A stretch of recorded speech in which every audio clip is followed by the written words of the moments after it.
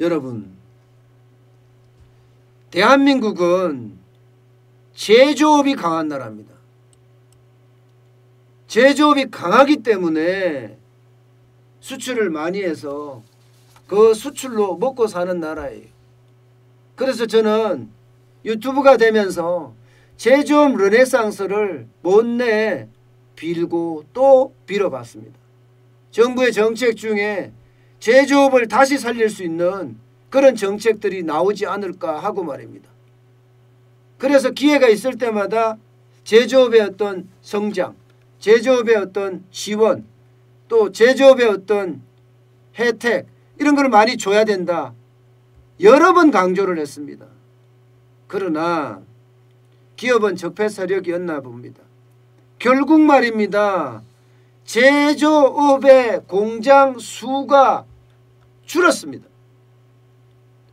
이것은 여러분 충격으로 받아들여야 됩니다. 충격으로.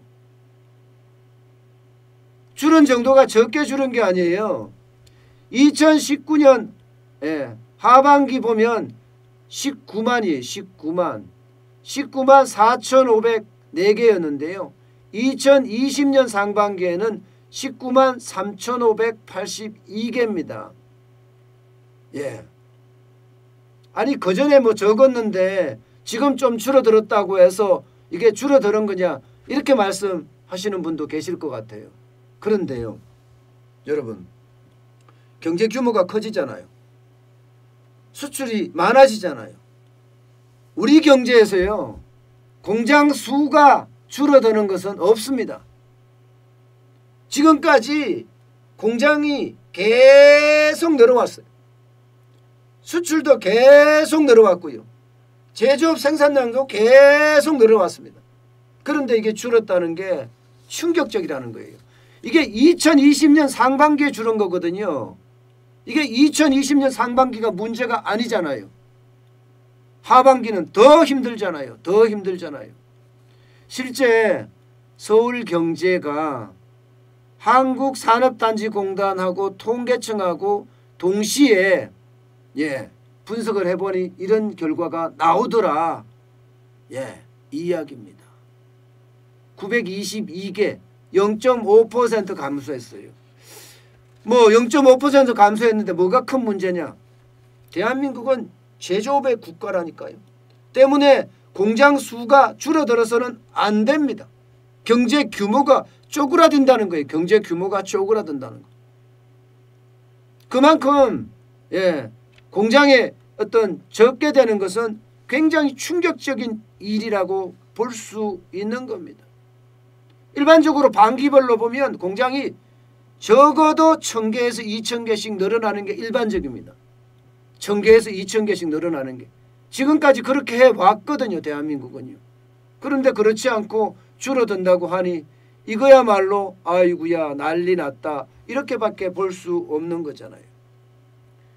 사실 공식적으로 공장을 휴업하고 폐업한다는 통계는 없어요. 그러나 공식적으로 있는 통계는 중소기업이 휴폐업한다는 통계는 있습니다. 그 통계를 보면 지금 2020년 11월까지 파산법인이 918개입니다. 918개. 918개면요. 12월까지 가면 1,000개가 넘을 거라고 예상을 해요. 이거 역사상 최대치입니다. 2019년에 931건이었거든요. 이것도 5년 만에 최대치라고 이야기를 했는데 지금 만약에 1,000개가 넘어가면 이거는 진짜 많아진다는 이야기예요. 법인 파산이 말입니다. 심지어 여러분 보세요. 희망이라고 할 때는요. 희망이라고 할 때는 이 회생이 희망이라고 할 수 있어요. 나는 빚이 많아 공장을 운영하고 기업을 운영하는데 그런데 내가 일부 빚만 갖고 공장을 계속하게 해주세요. 그러면 내가 열심히 공장을 잘 돌려서 남은 빚도 다 갚겠습니다. 하는 게 기업 회생이에요. 법인 회생이에요. 근데 이 법인 회생도 포기한다는 뜻이에요. 이제 더 이상 가능성이 없어. 나는 법인 회생 신청 안 할 거야. 그냥 폐업할래. 그러니까 아마 역사상 처음으로 기업 회생보다가 파산이 더 많아지고 있는 겁니다. 더 많아지고 있는 거예요. 그럼 왜 기업들, 공장들이 줄어들고 법인 파산이 이렇게까지 늘어날까요?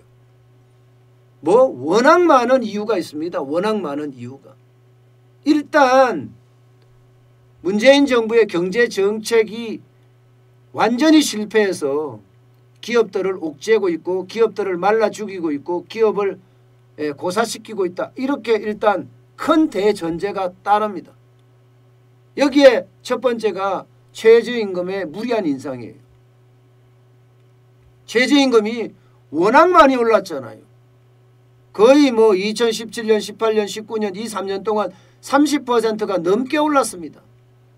30%가. 그러니 버텨낼 수가 있겠어요? 임금이 많이 올랐는데. 공장은요. 임금이 많이 오르는 만큼 버텨내지 못합니다. 실제 공장에서는 이런 이야기까지 해요. 아니 중소기업 공장에 안 온다 이거야. 한국 사람들은. 3D라고 해서 안 온다. 최저임금을 확 올렸는데 좋아진 거는 외국인 노동자다. 이렇게까지 이야기할 정도예요. 왜 바보 같은 정책을 쓰느냐 이거죠. 왜 바보 같은 정책을. 이게 공장에서 이렇게 많은 사람들이 그만두고 했던 게 바로 그 이유라는 거예요. 두 번째, 뭐 워낙 많은데요. 두 번째, 바로 이겁니다. 주 52시간제. 근로자에게 쉽게 말하면 근로자한테 저녁 있는 삶을 제공하겠다고 하면서 올해 1월 1일부터 50인 이상 사업장에 지금 모두 이제 다 도입했어요. 50인 이상 사업장에. 이렇게 되면요. 50명만 넘는 중소기업은요. 무조건 52시간제를 도입해야 돼요. 여러분 이게 7월 1일을 가면요. 올 7월 1일을 가면 이제는 5인 이상 사업장 모두가 다 도입해야 됩니다. 이거예요 여러분. 완전히 자영업자 죽이고 중소기업 죽이고 바보 만드는 정책이에요. 여러분 생각을 해보세요. 현장에서 일어나는 것을 봐야 돼요. 저들이 이야기하는 대기업이나 공기업이나 공무원을 봐서는 절대 되지 않습니다. 대기업은 물론 우리 경제를 살리지만 공기업이 우리 경제를 살립니까? 지금 부채가 얼마인데 오히려 우리 경제를 죽이려고 들죠. 아마 공기업의 전기료 인상 곧 나올 겁니다. 아마. 어디 그뿐이에요? 정부가 먹여 살립니까? 오히려 공무원이 늘면 늘수록 규제만 많아집니다. 규제만 많아져요. 지금 공기업 인력 늘리고 공무원 인력 엄청 늘리잖아요. 그러면 규제가 그만큼 더 늘어납니다. 규제가. 기업이 그만큼 기업하기 힘들어진다는 거예요. 공무원이 많아지면. 그런 상황에서 그들은 저녁 있는 삶이 되겠죠. 그러나 기업이 저녁 있는 삶이 되겠어요? 당장 말입니다. 주 52시간제 시행을 하니까 중소기업에서는 어떤 일이 벌어지느냐. R&D 센터부터 닫아요. 연구개발이 할 수가 없다는 거예요. 그래서 연구개발을 해야 되잖아요. 그래도 살아야 되니까. 결국은 쪼개기 합니다. 쪼개기. 회사 쪼개기가 나와요. 회사 쪼개기. 중소기업의 회사 쪼개기가 나온다니까요. 4명으로 연구팀을 만들어서 이렇게 쪼개기 합니다. 쪼개기. 니네 4명 이거 개발해라. 니네 4명 이거 개발해라. 이렇게 말입니다. 오죽했으면 중소기업 입장에서 이런 일이 벌어지겠냐고요. 이런 일이. 게다가 여러분 어디 이것뿐이에요? 이거보다 더 지독한 법이 하나 더 있잖아요. 더 지독. 뭐 법이 워낙 많은데요. 아마 이번만큼 지독한 법이 없을 겁니다. 바로 중대재해기업처벌법이에요. 중소기업에서 사망자가 생기면 일하다가 사망자가 생기면 안전담당 이사는 물론이고 그 중소기업의 사장까지도 감옥 보냅니다. 감옥. 그것도 1년 이상이에요. 1년 이상. 1년 이상 징역형이에요. 뭐 5년 이하가 아니에요. 이상이에요. 이상. 무조건 1년 이상은 살아야 된다는 뜻이에요. 중소기업 사장이 자기 실수로 만약에 재해 사망을 했다.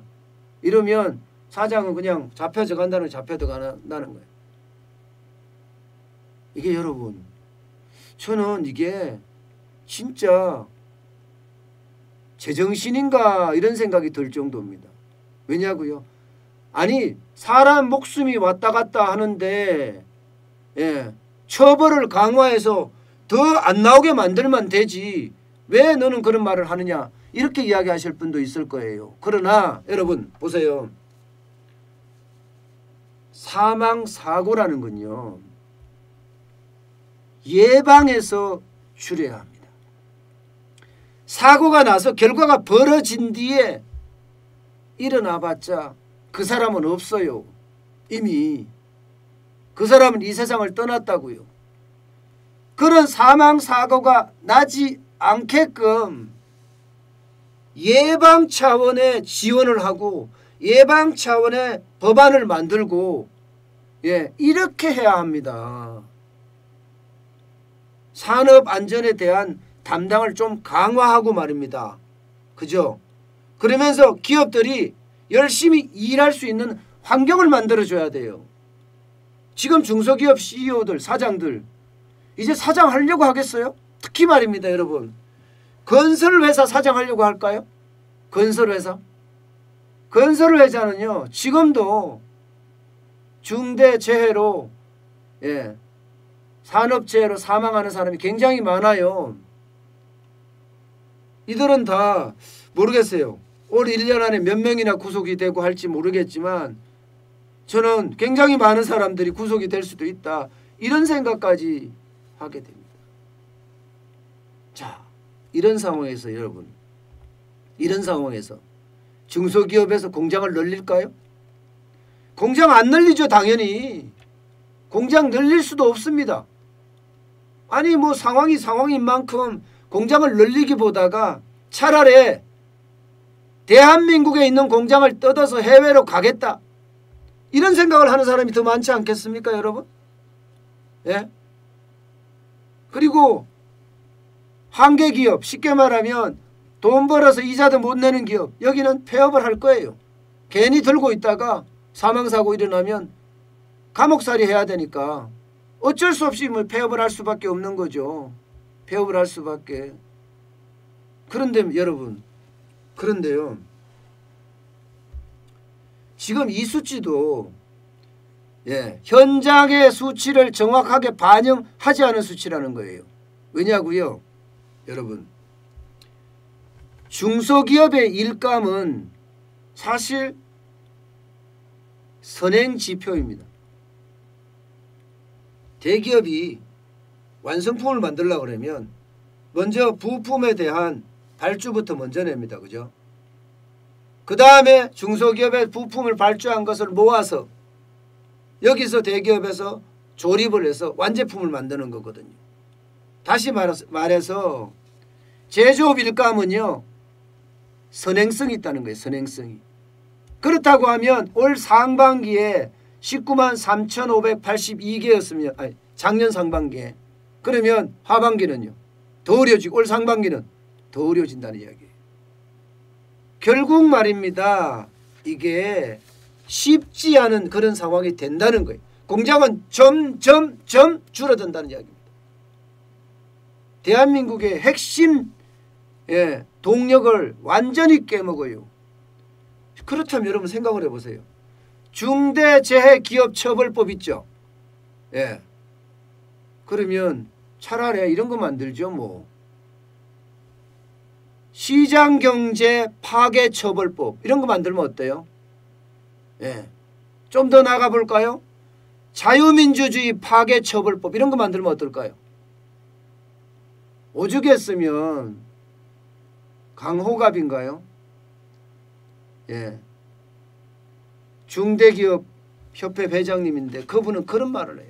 시장경제 파괴처벌법 만들자.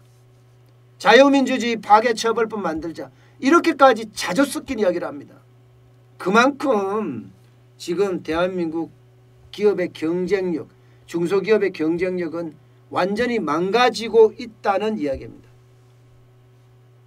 왜 문재인 정부는 중소기업에 더 가혹할까요? 현장을 모르기 때문이에요. 지금 대한민국 제조업이 잘 된다고 이야기하는데 잘 들여다보면 반도체가 외거리하고 있어요. 외거리. 우리의 어떤 전통산업이라고 하는 자동차, 조선, 철강 다 어려워지고 있습니다. 이게 적어도 외거리가 아니라 쌍거리 아니면 닭거리 해야 돼. 닭거리. 많은 데서 끌어서 대한민국을 발전을 시켜 나가야 되는데 도대체 정부가 지금 이렇게 하고 있는데 과연 우리 제조업이 살아날까요? 제가 유튜브를 하면서 그렇게 빌어봤습니다마는 결국 공장이 줄어드는 최악의 수순으로 가고 있네요. 참 안타깝습니다.